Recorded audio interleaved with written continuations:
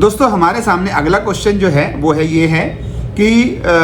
एक व्यक्ति है, उसके पास कुछ इनवॉइसेस हैं और उसका ये सोचना है कि मुझे इस पर क्रेडिट मिलेगा या नहीं मिलेगा। मैं ये चेक करना चाहता हूँ कि मुझे ये इनवॉइस मेरे लिए वैलिड इनवॉइस है या नहीं है। तो दोस्तों अगर हम लोग जो है ये बात चेक करना चाहते हैं कि इस इनवॉइस पे मुझे क्रेडिट मिलेगा या नहीं मिलेगा,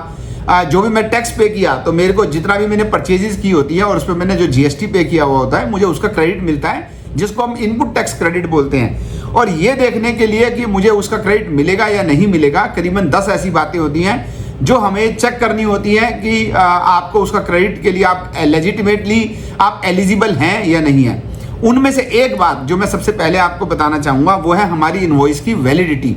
तो आपको जो है वो कोई भी इनवॉइस अगर आपके पास है और आप ये चेक करना चाहते हैं कि उसके ऊपर क्रेडिट मिलेगा या नहीं मिलेगा, तो हमारे जो रूल्स हैं, रूल 46 के हिसाब से अगर हम बात करें एक इनवॉइस बनाने का जो रूल है, और उसी तरीके से हमारा एक नोटिफिकेशन है 39/2018 जिसमें यह बताया गया है कि आपको क्रेडिट कौन सी इनवॉइस पे मिलेगा।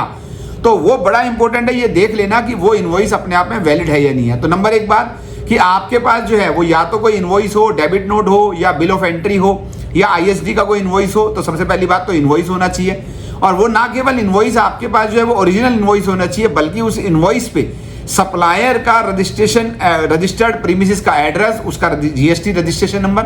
बायर जहां पर रजिस्टर्ड है वो एड्रेस और उसका जीएसटी नंबर,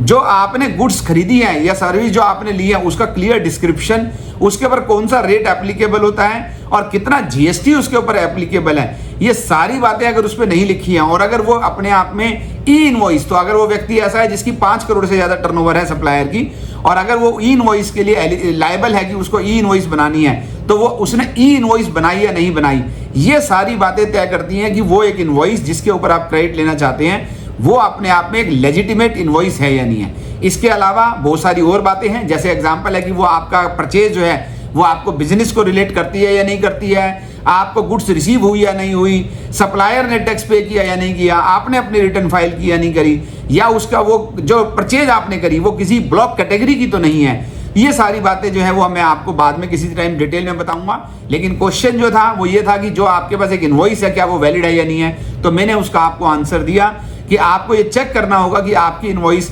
उस नोटिफिकेशन नंबर 39/2018 के हिसाब से सारे इंग्रेडिएंट्स उस इनवॉइस पे अगर हैं तो ही आपको उसका क्रेडिट मिलेगा, चाहे वो आपके 2A में आ रहा है। लेकिन अगर वो आपकी इनवॉइस ही गलत है तो उस केस में भी आपका क्रेडिट जो है वो डिनाई किया जा सकता है।